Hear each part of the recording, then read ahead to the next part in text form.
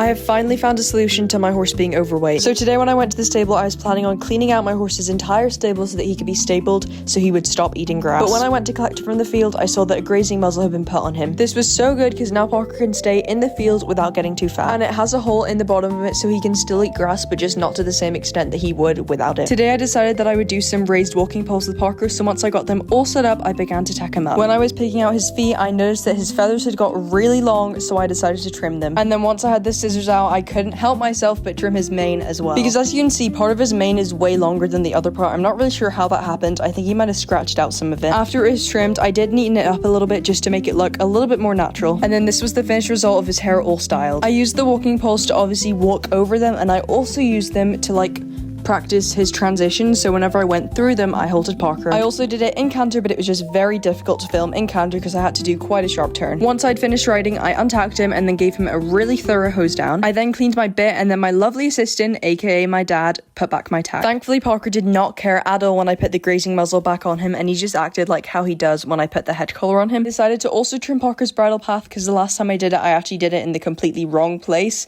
so it didn't really work. And then I finally took Parker back to the field.